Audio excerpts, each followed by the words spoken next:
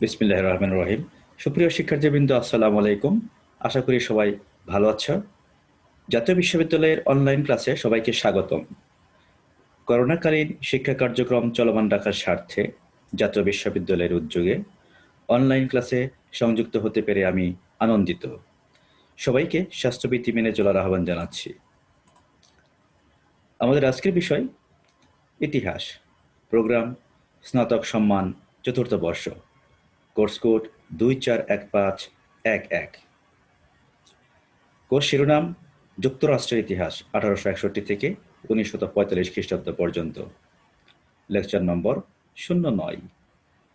লেকচারের শিরোনাম বিশ্বশক্তি হিসেবে যুক্তরাষ্ট্রের উত্থান, প্রথম বিশ্বযুদ্ধে আমেরিকার যোগদান। আর আজকে তোমাদের সাথে রয়েছি আমি কামরুজ্জামান আহমেদ, সহকারী অধ্যাপক, ইতিহাস বিভাগ, সরকারি সাদত কলেজ, করটিয়া, টাঙ্গাইল।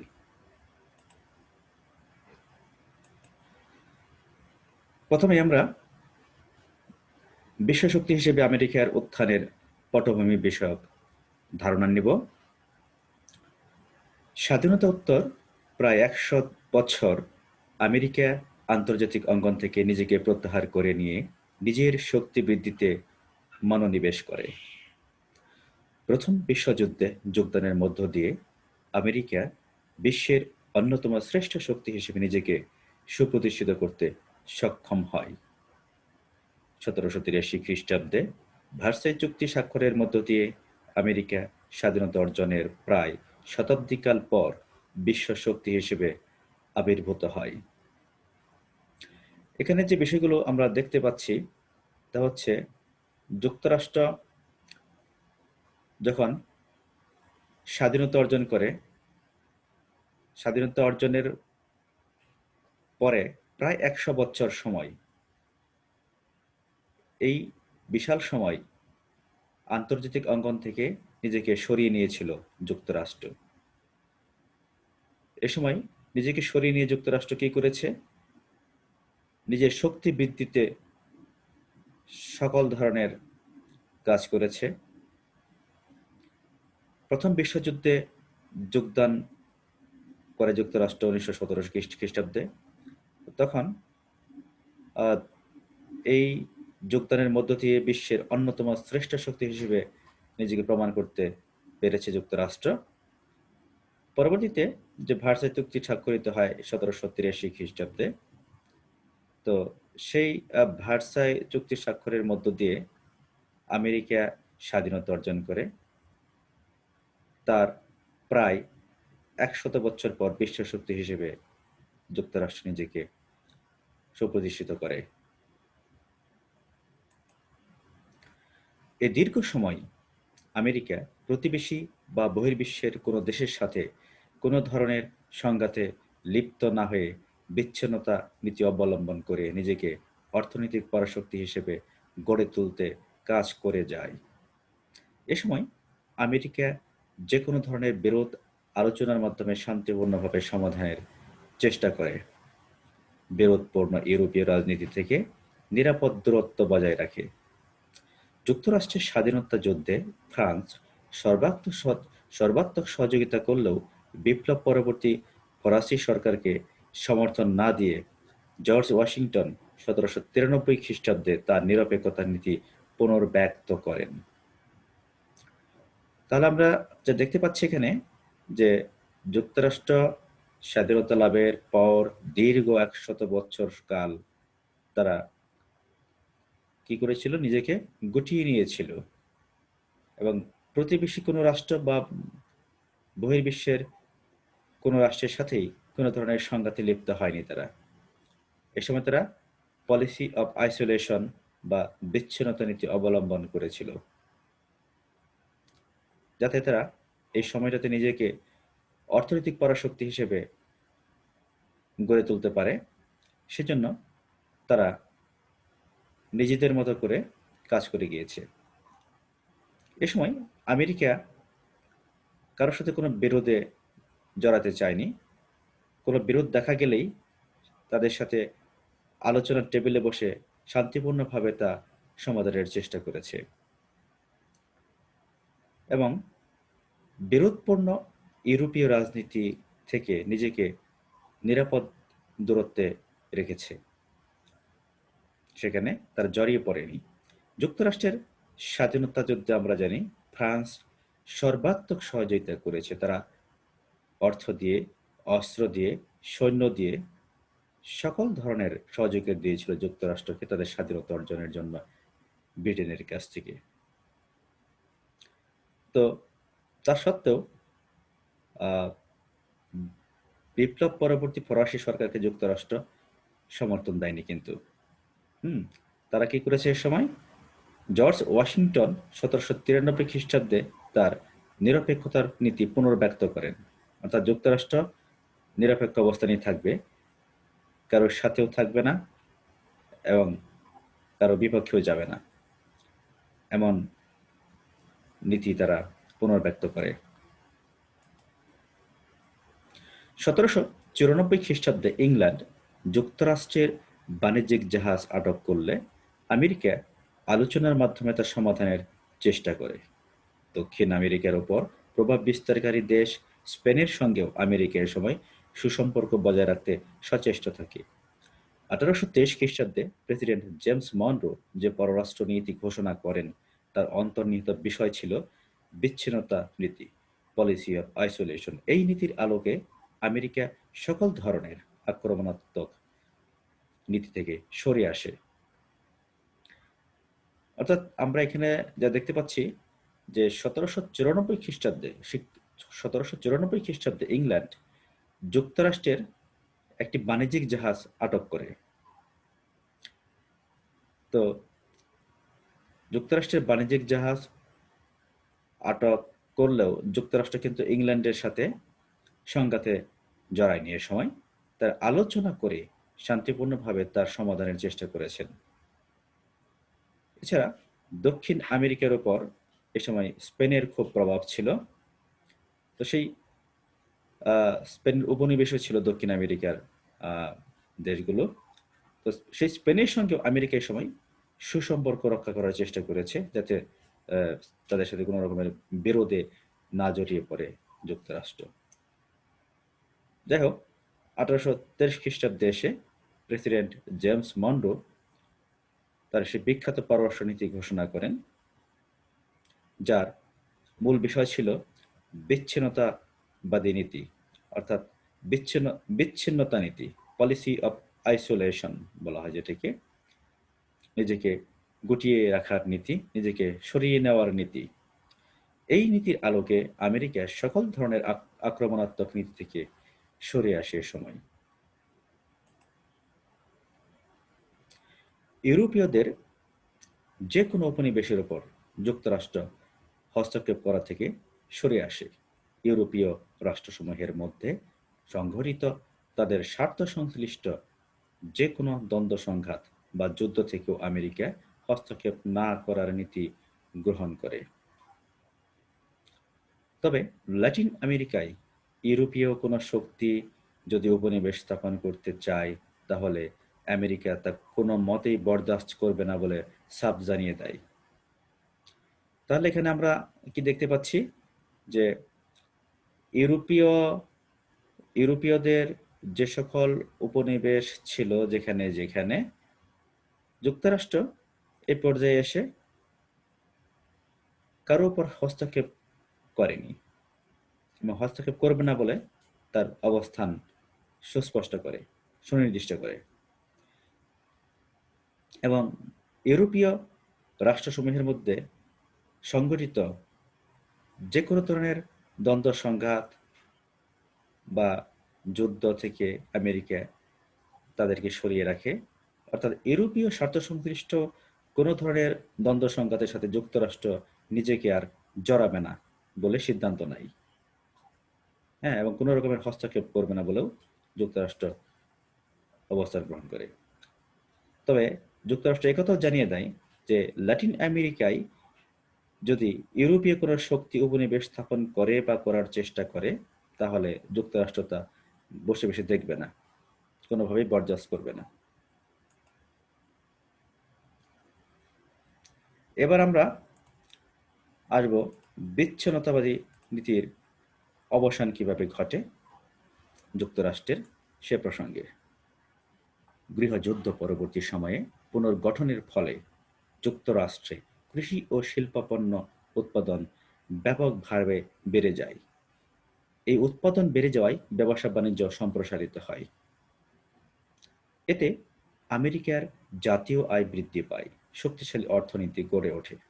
ব্যাপকভাবে উৎপাদিত পণ্যের জন্য নতুন নতুন বাজার সৃষ্টির লক্ষ্যে আমেরিকা মনরো মতবাদের পরিবর্তন ঘটিয়ে বহির্মুখী হয়ে ওঠে।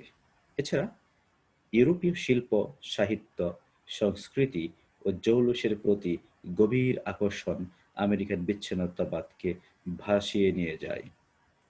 তাহলে যা দেখতে পাচ্ছি আমরা এখানে তা হলো আহ, যুক্তরাষ্ট্রে 1861 থেকে 65 খ্রিস্টাব্দের মধ্যে যে গৃহযুদ্ধ হয়, সেই এক গৃহযুদ্ধ শেষ হয়ে যাওয়ার পর পুনর্গঠন পরিকল্পনা গ্রহণ করা হয়। আমরা জানি যে আহ, তিনটি পুনর্গঠন পরিকল্পনা সেখানে আহ, নেওয়া হয়েছিল।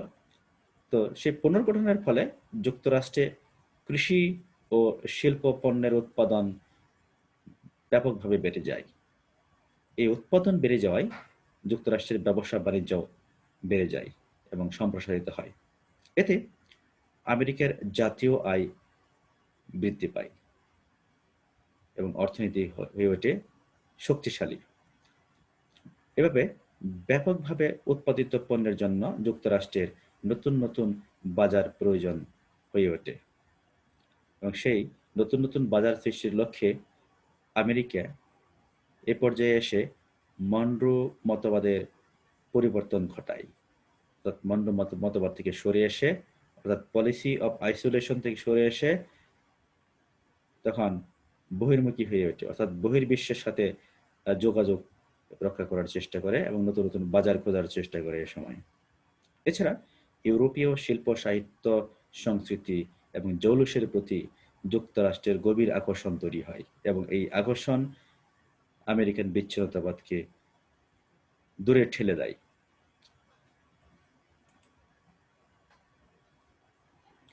19 শতকের শেষ দিকে এসে যুক্তরাষ্ট্রে কাঁচামালের সরবরাহ বৃদ্ধি, প্রচুর বিদেশি শ্রমিকের আগমন, নতুন নতুন প্রযুক্তির উদ্ভাবন প্রভৃতির কারণে কৃষি ও শিল্পের অভূতপূর্ব উন্নতি ঘটে।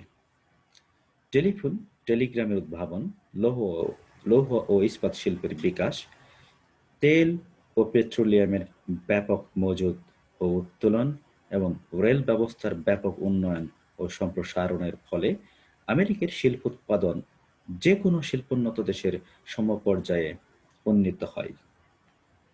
সুতরাং বাস্তব প্রয়োজনেই আমেরিকার উদ্বৃত্ত কৃষি ও শিল্প পণ্যের জন্য নতুন নতুন বাজার প্রয়োজন হওয়ায় তাদের পক্ষে আর বিচ্ছিন্নতাবাদী নীতি অনুসরণ করা সম্ভব ছিল না।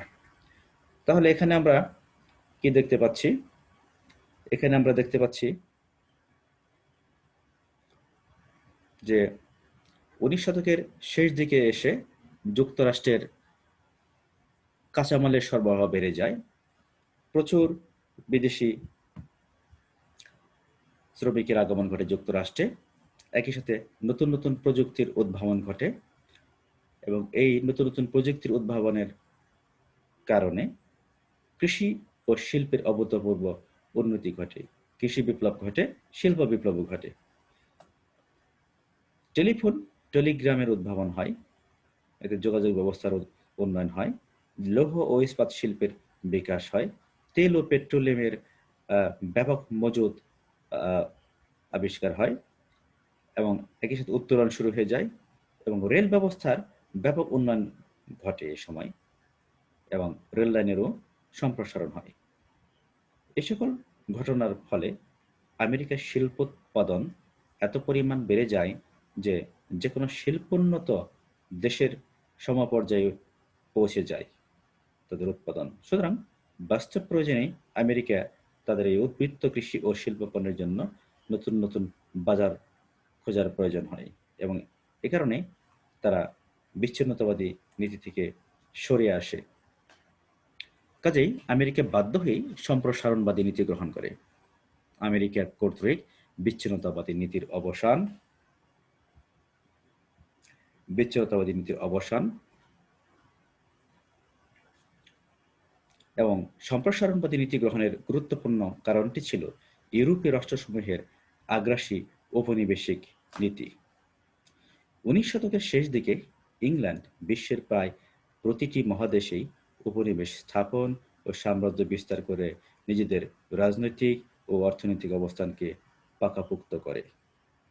রাশিয়া এশিয়ার একটি বিরাট অংশের উপর কর্তৃত্ব প্রতিষ্ঠা করে।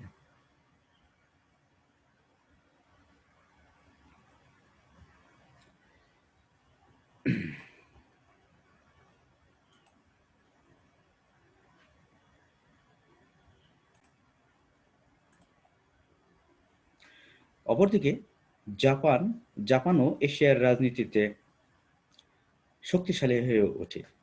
জাপানের এই শক্তিশালী হয়ে ওঠা দূর প্রাচ্যের রাজনীতিতে নতুন মেরুকরণ শুরু হয়। জার্মানি ওই সময় ইংল্যান্ডের প্রতিদ্বন্দ্বী হয়ে ওঠে। এমত অবস্থায় আমেরিকার বিচ্ছিন্নতাবাদ নীতি তাকে একঘরে করে ফেলে। এ পরিস্থিতিতে দীর্ঘ সময় চলতে থাকলে আন্তর্জাতিক পরিমণ্ডলে আমেরিকার বাজার হারিয়ে যাবে, আবার নিজ ভূখণ্ডের সীমানাও হুমকির মুখে পড়ে যাবে। দেশের অভ্যন্তরীণ প্রাকৃতিক সম্পদ একনাগাড়ে দীর্ঘ সময় ব্যবহার হলে তা একসময় নিঃশেষ হয়ে যাবে। তো যাই হোক, এখানে আমরা যে বিষয়গুলো দেখতে পাচ্ছি যে এ পর্যায়ে এসে জাপান এশিয়ার রাজনীতিতে অত্যন্ত শক্তিশালী হয়ে ওঠে এবং জাপানের এই শক্তিশালী ওঠার কারণে দূরপ্রাচ্যের রাজনীতি নতুন মেরুকরণ শুরু হয়ে যায়। দূরপ্রাচ্যের রাজনীতিতে নতুন মেরুকরণ শুরু হয়ে যায়। জার্মানিও এ সময় ইংল্যান্ডের প্রতিদ্বন্দ্বী হয়ে ওঠে। অর্থাৎ ইংল্যান্ড আর একাকী শক্তিশালী রইল না। জার্মানি এ সময় বেশ তার প্যারালাল আরেকটি শক্তি হয়ে দাঁড়িয়ে গেল। এমত অবস্থায় আমেরিকা মনে করে যে সে যদি বিচ্ছিন্নতাবাদ নীতি থেকে সরে না আসে তাহলে সে একঘরে হয়ে যাবে। সেই কারণে তারা দীর্ঘ সময় এই পরিস্থিতি যাতে না চলে সে কারণে আন্তর্জাতিক পরিমণ্ডলে তাদের অবস্থান পাকাপোক্ত করার চেষ্টা করে এবং আন্তর্জাতিক পরিমণ্ডলে তাদের বাজার হারিয়ে যাওয়ার শঙ্কা তৈরি হওয়ার প্রেক্ষাপটেই তারা তাদের বিচ্ছিন্নতাবাদ নীতি থেকে সরে আসার চিন্তা করে। আবার নিজ ভূখণ্ডের সীমানাও হুমকির মুখে পড়ার শঙ্কা তৈরি হয়। অর্থাৎ যুক্তরাষ্ট্র যদি বিচ্ছিন্ন হয়ে থাকে তাহলে দেখা যাবে যে একসময় শক্তিধর দেশগুলো, বিশেষ করে ইউরোপীয় দেশগুলো যেগুলো রয়েছে, জার্মানি বা ব্রিটেন অথবা অন্যান্য দেশ, তারা একসময় যুক্তরাষ্ট্রের ভূখণ্ডের জন্য হুমকি হয়ে দাঁড়াবে। এবং দেশের অভ্যন্তরীণ প্রাকৃতিক সম্পদ যদি দীর্ঘ সময় এক নাগাড়ে যুক্তরাষ্ট্র ব্যবহার করে, বাইরে থেকে কোনো সম্পদ আহরণের চেষ্টা না করে, তাহলে একসময় দেখা যাবে যে যুক্তরাষ্ট্রের অভ্যন্তরীণ সম্পদ নিঃশেষ হয়ে গিয়েছে। এ সময় বিজ্ঞানী চার্লস ডারউইন তার বিবর্তনমূলক মতবাদ ও নৌবাহিনীর ক্যাপ্টেন আলফ্রেড থেয়ার নৌবাহিনীর সম্প্রসারণ সংক্রান্ত মতবাদ দেন। সেই মতবাদে যুক্তরাষ্ট্র সম্প্রসারণবাদী নীতিতে আরও বেশি ঝুঁকে পড়ে। ডারউইনের মতবাদটি ছিল সার্ভাইভাল ইজ দ্য ফিটেস্ট, অর্থাৎ অস্তিত্ব রক্ষার সংগ্রামে যোগ্যতমরাই টিকে থাকে। বিশ্বের বিভিন্ন দেশ যেভাবে সাম্রাজ্যবাদী ও সম্প্রসারণবাদী হয়ে উঠছে, যুক্তরাষ্ট্র যদি সেভাবে কাজ না করে তবে তাকে শক্তি বলয় থেকে ছিটকে পড়তে হবে। তাহলে এখানে আমরা দেখতে পাচ্ছি যে প্রকৃতি বিজ্ঞানী চার্লস ডারউইন এ সময় একটি যুগান্তকারী তত্ত্ব দিয়েছিলেন। তার তত্ত্বটি বিবর্তনমূলক মতবাদ নামেই পরিচিত এবং এই বিবর্তনমূলক মতবাদটি ছিল সার্ভাইভাল ইজ দ্য ফিটেস্ট, অর্থাৎ অস্তিত্ব রক্ষার সংগ্রামে যারা যোগ্যতার পরিচয় দিবে, ফাইট করে টিকে থাকতে পারবে, তারাই শেষ পর্যন্ত বিজয়ী হবে। পাশাপাশি নৌবাহিনীর ক্যাপ্টেন, যুক্তরাষ্ট্রের নৌবাহিনীর ক্যাপ্টেন আলফ্রেড থেয়ার নৌবাহিনী সম্প্রসারণ বিষয়ক একটি মতবাদ দেন, যে মতবাদ যুক্তরাষ্ট্র গ্রহণ করে এবং সম্প্রসারণবাদী নীতিতে আরো বেশি ঝুঁকে পড়ে। তো যাই হোক, বিশ্বের বিভিন্ন দেশ যেভাবে সাম্রাজ্যবাদী ও সম্প্রসারণবাদী হয়ে আহ, উঠছে, যুক্তরাষ্ট্র তার প্রেক্ষাপটে যদি কাজ না করে, তাহলে সেই শক্তিবলয় থেকে নিজেই ছিটকে পড়ে যাবে, এই উপলব্ধি যুক্তরাষ্ট্রের হয়েছিল এ সময়। ওই সময় ইংল্যান্ড, জার্মানি, স্পেন এই সকল রাষ্ট্রে ছিল শক্তিশালী নৌবাহিনী। এদিকে আমেরিকার উভয় পাশে আটলান্টিক ও প্রশান্ত মহাসাগর বেষ্টিত থাকায় আলফ্রেড থেয়ার আমেরিকাকে নৌশক্তি গড়ে তোলার আহ্বান জানান এবং ক্যারিবীয় সাগর ও প্রশান্ত মহাসাগরীয় অঞ্চলের হাওয়াই দ্বীপপুঞ্জ সহ অন্যান্য অঞ্চল দখল করে শক্তি বৃদ্ধির আহ্বান জানান। তাহলে এখানে দেখা যাচ্ছে যে আহ, যুক্তরাষ্ট্র এ সময় তার নৌবাহিনী খুব বেশি সুসংহত করতে পারেনি। তো ইংল্যান্ড, জার্মানি, স্পেন এদের ছিল শক্তিশালী নৌবাহিনী। এই অবস্থা বিবেচনা করে আলফ্রেড থেয়ার তার গুরুত্বপূর্ণ তথ্যটি দিয়েছিলেন, যেটা যুক্তরাষ্ট্র লুফিয়ে নিয়েছিল। আহ, এই তত্ত্বের আরেকটি কারণ ছিল, তা হচ্ছে যে যুক্তরাষ্ট্র তার উভয় পাশে দুটি মহাসাগরের অবস্থান রয়েছে। এক পাশে হচ্ছে আটলান্টিক মহাসাগর, আর এক পাশে হচ্ছে প্রশান্ত মহাসাগর। এই দুটি মহাসাগর দ্বারা দুই পাশে বেষ্টিত থাকায় আলফ্রেড আলফ্রেড থেয়ার আমেরিকাকে শক্তিশালী নৌবাহিনী গড়ে তোলার আহ্বান জানান, যেটা সম্ভব ছিল এবং সম্ভাবনাময় একটি খাত ছিল যুক্তরাষ্ট্রের জন্য। এবং ক্যারিবীয় সাগর ও প্রশান্ত মহাসাগরীয় অঞ্চলের হাওয়াই দ্বীপপুঞ্জ সহ অন্যান্য অঞ্চল দখল করে শক্তি বৃদ্ধির আহ্বান জানিয়েছিলেন যুক্তরাষ্ট্রকে তিনি। যুক্তরাষ্ট্র এই আহ্বানে সাড়া দিয়ে মার্কিন সরকার 1870 ও 1880-র দশকে বিশাল বিশাল নৌ রণতরী তৈরি করে বিশ্বের অন্যতম শ্রেষ্ঠ নৌশক্তিতে রূপান্তরিত হয়। ফলে আমেরিকা দ্রুত সম্প্রসারণ নীতি বাস্তবায়ন ও শক্তিশালী পররাষ্ট্রনীতি গ্রহণ শুরু করে। এরই ধারাবাহিকতায় যুক্তরাষ্ট্র 1899 সালে সামোয়া দ্বীপপুঞ্জ, 1898 সালে হাওয়াই দ্বীপপুঞ্জ, 1898 সালে কিউবা, 1899 সালে ফিলিপাইনের উপর কর্তৃত্ব প্রতিষ্ঠা করে।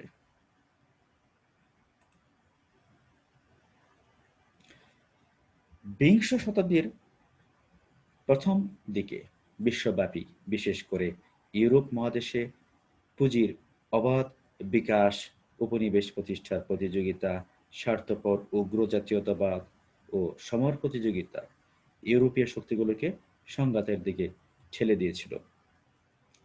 এই যুদ্ধে মোট 34টি দেশ পরস্পরের বিরুদ্ধে সশস্ত্র সংগ্রামে জড়িয়ে পড়ে। প্রথম বিশ্বযুদ্ধে যোগদানের মাধ্যমে যুক্তরাষ্ট্র তার দীর্ঘদিনের পররাষ্ট্রনীতি থেকে সরে আসে। তাহলে আমরা কি দেখছি এখানে, যে বিংশ শতাব্দীর প্রথম দিকে বিশ্বব্যাপী, বিশেষ করে ইউরোপ মহাদেশে পুঁজির অবাধ বিচরণ এবং অবাধ বিকাশ ঘটে। এ সময় ইউরোপে উপনিবেশ প্রতিষ্ঠার প্রতিযোগিতাও লক্ষণীয়। অর্থাৎ ইউরোপের শক্তিধর দেশগুলো বিভিন্ন অঞ্চলে, বিভিন্ন মহাদেশে গিয়ে তাদের উপনিবেশ বা বাজার তৈরি করার চেষ্টায় লিপ্ত হয়। এ সময় স্বার্থপর উগ্র জাতীয়তাবাদ মাথাচাড়া দিয়ে ওঠে এ সময়, এবং একই সাথে সমর প্রতিযোগিতা দেখা যায় ইউরোপীয় শক্তিগুলোর মধ্যে, এবং এই সকল বিষয় ইউরোপীয় শক্তিগুলোকে একে অপরের বিরুদ্ধে সংঘাতের দিকে ঠেলে দেয়। এই সংঘাতই একসময় 34টি দেশের মধ্যে সরাসরি ছড়িয়ে পড়ে, এবং এভাবেই প্রথম বিশ্বযুদ্ধ শুরু হয়ে যায়। এবং প্রথম বিশ্বযুদ্ধে যোগদানের মাধ্যমে যুক্তরাষ্ট্র তার দীর্ঘদিনের পররাষ্ট্রনীতি থেকে সরে এসে নতুন আহ, ধারার সূচনা করে।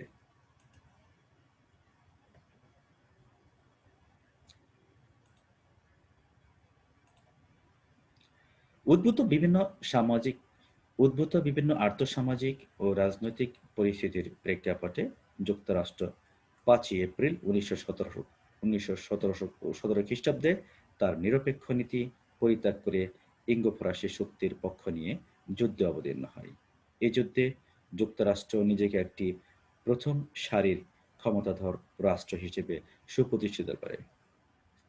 ১৯১৪ খ্রিস্টাব্দের আগস্টে শুরু হওয়া এই যুদ্ধে এক পক্ষে ছিল জার্মানি, অস্ট্রিয়া, তুরস্ক মিলে অক্ষশক্তি এবং অপর পক্ষে ছিল ফ্রান্স, ব্রিটেন, রাশিয়া, বেলজিয়াম ও ইটালি মিলে মিত্রশক্তি। তাহলে আমরা দেখতে পাচ্ছি যে এই যে প্রথম বিশ্বযুদ্ধ শুরু হয়ে যায় বিভিন্ন আহ, সংকটের প্রেক্ষাপটে, তো সেই উদ্ভূত বিভিন্ন আর্থসামাজিক এবং রাজনৈতিক পরিস্থিতির প্রেক্ষাপটে যুক্তরাষ্ট্র ১৯১৭ খ্রিস্টাব্দের ৫ই এপ্রিল তার সেই পুরনো নিরপেক্ষ নীতি পরিত্যাগ করে নিরপেক্ষ নীতি পরিত্যাগ করে ইঙ্গ-ফরাসি শক্তির পক্ষ নিয়ে অর্থাৎ ইংল্যান্ড এবং ফ্রান্সের পক্ষ নিয়ে যুক্তরাষ্ট্র প্রথম বিশ্বযুদ্ধে অবতীর্ণ হয়। এ যুদ্ধে যুক্তরাষ্ট্র নিজেকে একটি প্রথম সারির ক্ষমতাধর রাষ্ট্র হিসেবে প্রমাণ করার সুযোগ পায় এবং প্রমাণ করে। ১৯১৪ খ্রিস্টাব্দের আগস্টে শুরু হওয়া এই যুদ্ধে, অর্থাৎ প্রথম বিশ্বযুদ্ধ শুরু হয়েছিল ১৯১৪ খ্রিস্টাব্দের আগস্টে। তো এ সময় শুরু হওয়া এই যুদ্ধে দুটি পক্ষ ছিল, একটা হচ্ছে অক্ষশক্তি, একটা হচ্ছে মিত্র শক্তি। অক্ষশক্তিতে ছিল জার্মানি, অস্ট্রিয়া, তুরস্ক এবং মিত্রশক্তিতে ছিল মিত্রপক্ষে ছিল ফ্রান্স, ব্রিটেন, রাশিয়া, বেলজিয়াম এবং ইটালি। এই মিত্র শক্তি পক্ষেই যুদ্ধে যোগদান করেছিল যুক্তরাষ্ট্র। এবার আমরা আসব যে প্রথম বিশ্বযুদ্ধে কেন আমেরিকা যোগদান করেছিল সে প্রসঙ্গে। আদর্শিক কারণে যুক্তরাষ্ট্র ইংল্যান্ডের পক্ষে যুদ্ধে যোগদান করে। প্রেসিডেন্ট উড্রো উইলসন গণতান্ত্রিক ধারার মানুষ ছিলেন বিধায় তিনি ইংল্যান্ডের পক্ষে যুদ্ধে যোগদান করেন। নৃতাত্ত্বিক ও সংস্কৃতিগত দিক থেকে ব্রিটেন ছিল আমেরিকানদের মাতৃভূমি। ভাষা, সাহিত্য, আইন-কানুন সহ সকল দিক থেকেই ব্রিটেনের সঙ্গে যুক্তরাষ্ট্রের ছিল গভীর মিল ও ঘনিষ্ঠ আত্মিক সম্পর্ক। কাজেই আমেরিকানরা ব্রিটেনের পক্ষে প্রথম বিশ্বযুদ্ধে যোগ দেওয়ার জন্য যুক্তরাষ্ট্র সরকারের উপর চাপ সৃষ্টি করে। তাহলে কি দেখা যাচ্ছে যে আদর্শিক কারণ চলে এসেছে এখানে। আদর্শটা কি ছিল? আদর্শ ছিল যুক্তরাষ্ট্র বরাবরই গণতন্ত্রমনা ছিল, গণতান্ত্রিক ভাবধারার অনুসারী ছিল যুক্তরাষ্ট্র, গণতন্ত্রের চর্চা করত তারা, এবং একই সাথে ইংল্যান্ডেও গণতন্ত্রের চর্চা হতো। তো সে কারণে এই আদর্শিক কারণ থেকে যুক্তরাষ্ট্র ইংল্যান্ডের পক্ষাবলম্বন করে। প্রেসিডেন্ট উড্রো উইলসনও গণতান্ত্রিক ধারার মানুষ ছিলেন।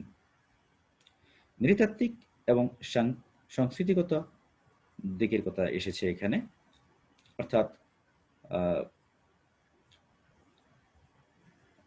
মানুষের যে গঠনগত বৈশিষ্ট্য, অর্থাৎ যুক্তরাষ্ট্রের নাগরিকদের যে গঠনগত বৈশিষ্ট্য যেগুলো রয়েছে সেই তাকে নৃতাত্ত্বিক বৈশিষ্ট্য বলা হচ্ছে, এবং তাদের যে সাংস্কৃতিক দিকগুলো রয়েছে এই উভয় দিক থেকে ব্রিটেনের সাথে তাদের গভীর মিল ছিল, এবং ব্রিটেন ছিল আমেরিকানদের মাতৃভূমি। আমরা আগে জানি যে ব্রিটেন থেকে যাদেরকে যুক্তরাষ্ট্রে পাঠানো হয়েছে বিভিন্ন সময় বা অভিবাসী হয়েছে যুক্তরাষ্ট্রে, তারাই কিন্তু যুক্তরাষ্ট্রের নাগরিক। সে কারণে আমেরিকানদের পিতৃভূমি ছিল বা মাতৃভূমি ছিল ব্রিটেন। ভাষা, সাহিত্য, আইন কানুন সহ সকল দিক থেকেই সে কারণে ব্রিটেনের সঙ্গে যুক্তরাষ্ট্রের গভীর মিল ছিল এবং একই সাথে ঘনিষ্ঠ আত্মিক সম্পর্ক ছিল। এ কারণে আমেরিকানরা ব্রিটেনের পক্ষে প্রথম বিশ্বযুদ্ধে যোগ দেওয়ার জন্য যুক্তরাষ্ট্র সরকারের উপর চাপ সৃষ্টি করে। এখানে আমরা একটি আলোকচিত্র দেখতে পাচ্ছি। President Woodrow Wilson president Woodrow উইলসনের চিত্র দেখতে পাচ্ছি আমরা এখানে। আমেরিকার স্বাধীনতা যুদ্ধে ফ্রান্স আমেরিকাকে আর্থিক, সামরিক ও নৈতিকভাবে সাহায্য করে বিধায় খুব সহজে আমেরিকা ইংল্যান্ডের কাছ থেকে স্বাধীনতা অর্জন করতে সক্ষম হয়। এজন্য আমেরিকার জনগণ ফ্রান্সের প্রতি বিশেষ দুর্বল ও সহানুভূতিশীল ছিল। আমরা জানি যে স্ট্যাচু অফ লিবার্টি যুক্তরাষ্ট্রকে ফ্রান্স উপহার দিয়েছিল তাদের স্বাধীনতা যুদ্ধের স্মারক হিসেবে। সেটি এখনো যুক্তরাষ্ট্রের মাটিতে দাঁড়িয়ে রয়েছে। ফলে প্রথম বিশ্বযুদ্ধে ফ্রান্স আক্রান্ত হলে জার্মানির আগ্রাসন ঠেকাতে আমেরিকা মিত্রশক্তির পক্ষে যোগদান করে। মিত্রশক্তির দেশগুলোর সঙ্গে প্রথম বিশ্বযুদ্ধের বহু পূর্ব হতেই যুক্তরাষ্ট্রের ছিল ঘনিষ্ঠ অর্থনৈতিক ও বাণিজ্যিক সম্পর্ক। তাই আমেরিকার বাণিজ্যিক স্বার্থে উইলসন তার মন্ত্রী পরিষদকে প্রথম বিশ্বযুদ্ধে শক্তিকে সমর্থন দানে বাধ্য করেছিল। তাহলে যা দেখতে পাচ্ছি আমরা তা হলো ফ্রান্স একটি গুরুত্বপূর্ণ ভূমিকা পালন করেছিল যুক্তরাষ্ট্রের স্বাধীনতা সংগ্রামের সময়। তারা সর্বাত্মক সমর্থন দিয়েছিল, সাহায্য করেছিল যুক্তরাষ্ট্রকে তাদের স্বাধীনতা যুদ্ধে। বিপুল অর্থ দিয়ে সাহায্য করেছিল, সামরিক খাতে অস্ত্র দিয়ে, সেনা দিয়ে সাহায্য করেছিল। এ কারণে খুব সহজেই ইংল্যান্ডের কাছ থেকে কিন্তু যুক্তরাষ্ট্র স্বাধীনতা অর্জন করতে সক্ষম হয়েছিল। এই জন্য আমেরিকার জনগণ ফ্রান্সের প্রতি বিশেষ দুর্বল ছিল এবং সহানুভূতিশীল ছিল। ফলে প্রথম বিশ্বযুদ্ধে ফ্রান্স যখন আক্রান্ত হয় জার্মান কর্তৃক, তখন জার্মানির আগ্রাসন ঠেকাতে আমেরিকা মিত্রশক্তির পক্ষে যোগদান করে তাদের কৃতজ্ঞতা স্বীকৃতি হিসেবে। মিত্রশক্তির দেশগুলোর সঙ্গে প্রথম বিশ্বযুদ্ধের বহু পূর্ব হতেই যুক্তরাষ্ট্রের ঘনিষ্ঠ অর্থনৈতিক বাণিজ্যিক সম্পর্ক ছিল। সে কারণে আমেরিকার বাণিজ্যিক স্বার্থেই উইলসন তার মন্ত্রিপরিষদকে প্রথম বিশ্বযুদ্ধে মিত্রশক্তিকে সমর্থন দানে বাধ্য করে। 1914 খ্রিস্টাব্দে আমেরিকা মিত্রশক্তির কাছে রপ্তানি করে $824 মিলিয়ন, যা 1915 খ্রিস্টাব্দে গিয়ে দাঁড়ায় $2 বিলিয়ন। এছাড়া যুদ্ধকালীন সময়ে মিত্রশক্তিগুলো যুক্তরাষ্ট্র থেকে ব্যাপক হারে সমরাস্ত্র আমদানি করতে থাকে। বাণিজ্যিক বিষয় ছাড়াও এ সময় আমেরিকার কাছ থেকে মিত্রশক্তিগুলো, বিশেষ করে ব্রিটেন, ফ্রান্স, রাশিয়া, এরা বিপুল পরিমাণ ঋণ গ্রহণ করেছিল 1917 খ্রিস্টাব্দ পর্যন্ত, যার পরিমাণ ছিল $2.3 বিলিয়ন। তাহলে এখানে আমরা দেখতে পাচ্ছি যে 1914 খ্রিস্টাব্দে আমেরিকা মিত্রশক্তির কাছে $824 মিলিয়ন রপ্তানি করে বিভিন্ন পণ্য সামগ্রী, যা এক বছরের ব্যবধানে $2 বিলিয়ন উন্নীত হয়। এই বিরাট অঙ্কের বাণিজ্যিক স্বার্থ যুক্তরাষ্ট্র কোনোভাবে হাতছাড়া করতে রাজি ছিল না, যে কারণে তারা যুক্তরাষ্ট্রের বাণিজ্যিক স্বার্থ জড়িয়ে রয়েছে যে মিত্র দেশগুলোর সাথে, তাদের পক্ষ নিয়ে যুদ্ধ করে যাতে তাদের বাণিজ্যিক স্বার্থ অক্ষুণ্ণ থাকে। এছাড়া যুদ্ধকালীন সময়ে দেখা গিয়েছে যে মিত্রশক্তিগুলো যুক্তরাষ্ট্র থেকে ব্যাপক হারে সমরাস্ত্র আমদানি করতে থাকে শত্রুদের সাথে যুদ্ধ করার জন্য, এবং এই সমরাস্ত্র রপ্তানি বাবদও যুক্তরাষ্ট্রের বিপুল পরিমাণ বাণিজ্যিক সুবিধা আদায় হয়ে যায়। বাণিজ্যিক বিষয় ছাড়াও এ সময় আমেরিকার কাছ থেকে মিত্র দেশগুলো ঋণ গ্রহণ করে বিপুল পরিমাণ। শুধু বাণিজ্যই করেনি, ছিল না, বাণিজ্যিক সম্পর্ক ছিল না, এই দেশগুলোর সাথে ঋণ বিষয়ক সম্পর্ক ছিল। 1917 খ্রিস্টাব্দ পর্যন্ত দেখা যাচ্ছে যে $2.3 বিলিয়ন ঋণ যুক্তরাষ্ট্রের পাওনা ছিল মিত্রশক্তির দেশগুলোর কাছে। যুদ্ধে মিত্র শক্তি হেরে গেলে তাদের পক্ষে যুক্তরাষ্ট্রের এ বিপুল পরিমাণ ঋণ কোনোভাবেই পরিশোধ করা সম্ভব হবে না বুঝতে পেরে মার্কিন শিল্প ও ব্যাংক মালিকরা যুক্তরাষ্ট্র সরকারকে মিত্রশক্তির পক্ষে যুদ্ধ করার জন্য চাপ সৃষ্টি করে। যুক্তরাষ্ট্র ইউরোপীয় শক্তির ভারসাম্য রক্ষা করার জন্য অর্থাৎ ব্যালেন্স অফ পাওয়ার রক্ষা করার জন্য প্রথম বিশ্বযুদ্ধে যোগদান করে। এই যুদ্ধে জার্মানি কর্তৃক ফ্রান্সের স্থলশক্তি আর ব্রিটেনের নৌশক্তি হেরে গেলে ইউরোপে একক জার্মানির কর্তৃত্ব প্রতিষ্ঠিত হবে এবং ইউরোপীয় শক্তির ভারসাম্য নষ্ট হয়ে যাবে মনে করে যুক্তরাষ্ট্র একই সঙ্গে জার্মানি আমেরিকায় আগ্রাসন চালানোর চেষ্টা করবেও মনে করে যুক্তরাষ্ট্র। সে কারণে এই শক্তিসাম্য রক্ষা করা গুরুত্বপূর্ণ কাজ হিসেবে মনে করে যুক্তরাষ্ট্র। এ কারণে প্রথম বিশ্বযুদ্ধে তারা যোগদান করে মিত্রশক্তির পক্ষে। তাহলে আমরা এখানে যা দেখতে পাচ্ছি যে প্রথম বিশ্বযুদ্ধে যদি মিত্রশক্তি হেরে যেত তাহলে তাদের পক্ষে যুক্তরাষ্ট্রের কাছ থেকে নেয়া বিপুল পরিমাণ ঋণ কোনোভাবে তারা পরিশোধ করতে পারত না। এটা যুক্তরাষ্ট্র বুঝতে পেরে তারা মার্কিন শিল্প ও ব্যাংক মালিক যারা ছিল তারা যুক্তরাষ্ট্র সরকারকে মিত্র শক্তির পক্ষে যুদ্ধ করার জন্য যুক্তরাষ্ট্র সরকারকে চাপ সৃষ্টি করে এবং একই সাথে যুক্তরাষ্ট্র ইউরোপে যে ব্যালেন্স অফ পাওয়ার ছিল অর্থাৎ শক্তির ভারসাম্য ছিল সেটি যাতে নষ্ট না হয় সেজন্য প্রথম বিশ্বযুদ্ধে যোগদান করে। কারণ এই যুদ্ধে দেখা গিয়েছিল যে জার্মানি যদি ফ্রান্সকে হারিয়ে দেয় এবং ব্রিটেনকে হারিয়ে দেয় তাহলে ফ্রান্সের স্থলশক্তি নষ্ট হয়ে যাবে এবং ব্রিটেনের যে শক্তিশালী নৌ শক্তি রয়েছে সেটাও ধ্বংস হয়ে যাবে এবং এই ঘটনার পর ইউরোপে একক জার্মানি খবরদারি করে বেড়াবে যেটা যুক্তরাষ্ট্রের জন্য হুমকি হয়ে দাঁড়াবে। হ্যাঁ, এ কারণে জার্মানি আমেরিকায় আগ্রাসন চালাতে পারে এটাও ভেবে তারা এই শক্তি সাম্য রক্ষা করার স্বার্থেই প্রথম বিশ্বযুদ্ধে যোগদান করে যুক্তরাষ্ট্র। ব্রিটিশ নিয়ন্ত্রিত প্রচার মাধ্যমগুলো মিত্রশক্তির যুদ্ধে জয়ের ব্যাপারে এমনভাবে প্রচার করতে থাকে যা আমেরিকার জনগণকে মিত্রশক্তির পক্ষে যুদ্ধে যোগদানে উৎসাহিত করে। ব্রিটেন কর্তৃক জার্মানির উপর নৌ অবরোধের জবাবে জার্মানি 1915 খ্রিস্টাব্দের ফেব্রুয়ারিতে সাবমেরিন যুদ্ধের ঘোষণা করে যাতে জার্মানি বাইরের কোনো দেশ থেকে অর্থ ও অস্ত্রশস্ত্র সংগ্রহ করতে না পারে। তার জন্য ব্রিটেন এই অবরোধ আরোপ করে। বিধায় জার্মানিও পাল্টাপাল্টি আগ্রাসী নীতি গ্রহণ করে এবং শত্রু জাহাজ দেখা মাত্র ডুবিয়ে দেওয়ার ঘোষণা দেয়। এতে যুক্তরাষ্ট্রের জানমাল আক্রান্ত হলে তারা যুদ্ধে যোগদানে উৎসাহিত হয়।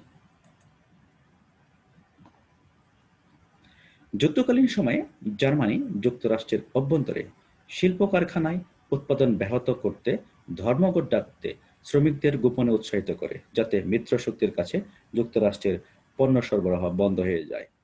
1915 খ্রিস্টাব্দের জুনে আমেরিকার গোয়েন্দাদের হাতে এ ধরনের প্রমাণপত্র সহ জার্মান কূটনীতিকদের একটি ব্রিফকেস ধরা পড়লে যুক্তরাষ্ট্র 2 জন জার্মান কূটনীতিককে সে দেশ থেকে বহিষ্কার করে দেয়। ফলে যুক্তরাষ্ট্র জার্মান সম্পর্কের আরও অবনতি ঘটে।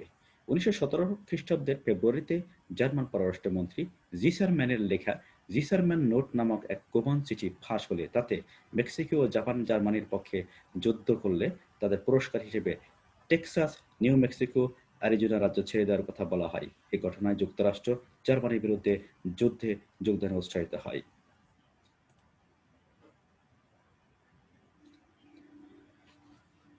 যুক্তরাষ্ট্র প্রথম বিশ্বযুদ্ধ শুরু হওয়ার পর থেকেই নিরপেক্ষ থাকার চেষ্টা করেছে। তার শান্তি প্রস্তাবও ব্যর্থ হয়েছে। ব্রিটেন ও জার্মানির ক্রমাগত আক্রমণাত্মক কর্মকাণ্ডে যুক্তরাষ্ট্র প্রত্যক্ষ ও পরোক্ষভাবে ক্ষতিগ্রস্ত হতে থাকে।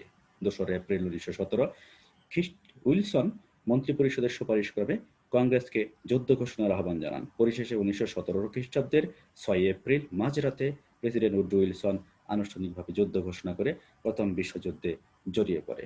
এখানে দেখা যাচ্ছে আমেরিকা জার্মানির সাথে কূটনৈতিক সম্পর্ক ছিন্ন করে যে ঘটনার মধ্যে দিয়ে ৩রা ফেব্রুয়ারি ১৯১৭ প্রেসিডেন্ট উইড্রো উইলসন কংগ্রেসে বসে আছেন। এই কংগ্রেসে জার্মানির সাথে কূটনৈতিক সম্পর্ক ছিন্ন করা হয়।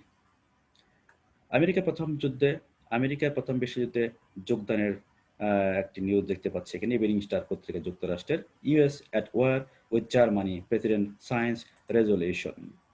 আমেরিকা প্রথম বিশ্বযুদ্ধে যোগদান করছে, তার একটি প্রস্তুতি পর্ব দেখতে পাচ্ছি আমরা এই চিত্রটিতে। যেসব তথ্যসূত্র আমরা ব্যবহার করেছি তা আমরা এখানে তুলে ধরেছি। তো আজকে এ পর্যন্তই। সবাইকে ধন্যবাদ। আল্লাহ হাফেজ।